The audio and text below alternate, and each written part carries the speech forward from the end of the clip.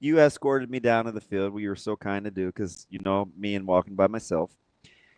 When you came back upstairs, did you have a feel on Minnesota's mindset versus Nebraska's, or were you just like, it is what it is? It felt a little ominous, and in a sense that, because as you know, we walk right by Minnesota's entering the field, Yeah. and it's not like a short walk. Like you're talking 30 yards of sharing the same walkway. Well, as you a asked team me getting which ready to way move on. did we want to go because we didn't want to cut through them. Yeah, and like it played out this way, but I got the feeling that Minnesota wanted to like rip our face off. Like that's how it felt down there. And with us, like I wasn't out there for warm-ups. I was back up at that point, but like we said this on the broadcast. They do not like us. Yeah. Like they don't like Nebraska, and even us as the radio guys. Like I'm not super intimidating when you look at me, but I felt like they wanted to hurt me. Like that's how I felt walking in there, and like certainly they felt that way about our team wanting to go, lay some physical toll for 60 minutes, and that's exactly what happened. As you kind of went through that and were around the Nebraska team both before and after that, did you get the sense that was kind of with that in mind, with how Minnesota, didn't totally love us? Did you get the sense that was a lack of preparedness from Nebraska, or just an inability to figure out how to match that level of emotion?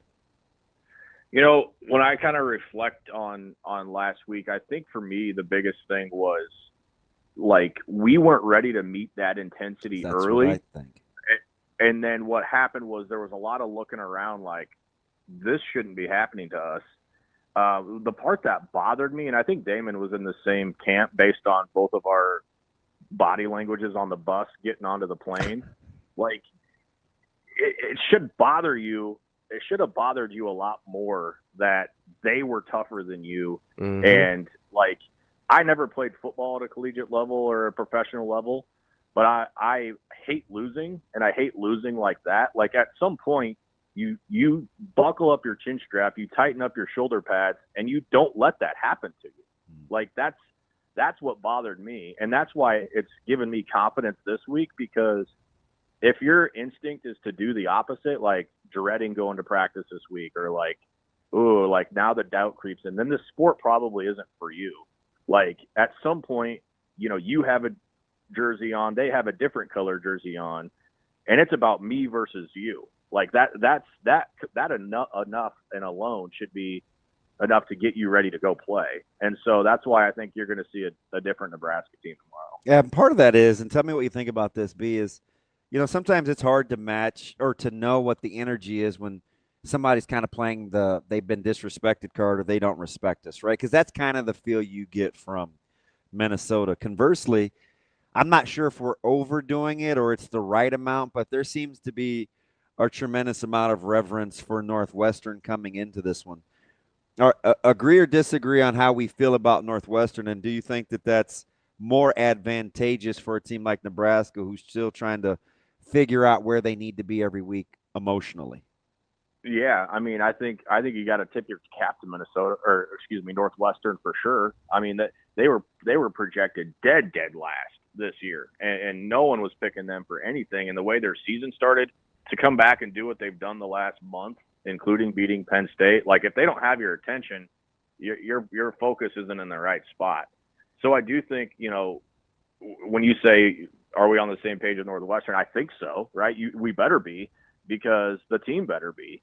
And if last week wasn't a wake-up call, and you got a team coming in here again that probably feels the same and some about feeling disrespected, and it's not necessarily, venom towards Nebraska, but Northwestern's felt that way forever under Pat Fitzgerald, that they're the underdogs, they're overlooked, they're a bunch of smart kids, they don't get the 4 or 5-star recruits, they're not a multi-million-dollar NIL school, so they play with a chip on their shoulder all the time.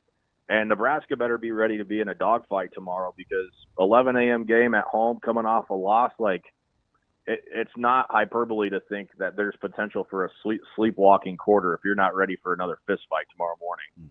Ben, what's a tangible thing you want to see? I know we always be like, hey, I want to see him come out and fight. I want to see him come out with juice. Like, what's a tangible football thing you want to see from Nebraska tomorrow? I want to see tackling. Like that has been so frustrating from where we sit up in the booth, is the leaky yardage. And I think Matt Rhule said a lot this week without saying much about tackling and diving at guys' ankles. And, it's just an attitude. And Northwestern has a good O-line. They have capable running backs. They want to run the ball. And so I want to see us bring guys to the ground on first contact. The leaky yardage has been really frustrating. And I think, even going back to before the season, Matt Rhule made a comment one time about tackling in the preseason. And I think it's kind of stuck with this team at times, getting guys in space and, guys not getting other guys to the ground, leaky yardage, first downs. I mean, they just extend drives. And so if you get a hand or a hat on somebody, I want to see them down to the turf. Damon and I have been on this kick about solo tackles from the other teams the last few weeks. Yeah. And there's just not enough of those on our side. When you're talking about kind of the, because sometimes during the broadcast we'll say, gosh, you look up and how's it 2nd and 5? With a team like Northwestern that's really good with yards after contact from the running back spot, how you think Nebraska plays this? Is this just make Stone, and I don't want to give away the pregame tomorrow too much, but because you've been on fire with that, but do you think you just line up and you make Stone throw it over your head?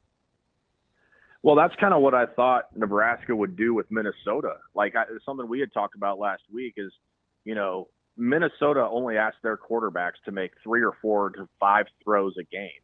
And that was even the case a little bit. Like the throw to Brockington, right? The one where you just drop the dime right in the guy's lap in the end zone. That was one of the throws I'm talking about. Like that's all Minnesota asked their quarterbacks to do. I think it's a little bit, too, going to hold true with Northwestern that, if they get back and Stone's dropping back 35 times, the game's not going to go how they want it to go. A lot of it's going to be dictated, I think, on first down success, right? Damon, how many times have we slid notes back and forth about average third down distance the last few weeks? Yeah, how you calculate that's amazing, by the way. 9.7, 8.1, 6.4. Like, this is nuts.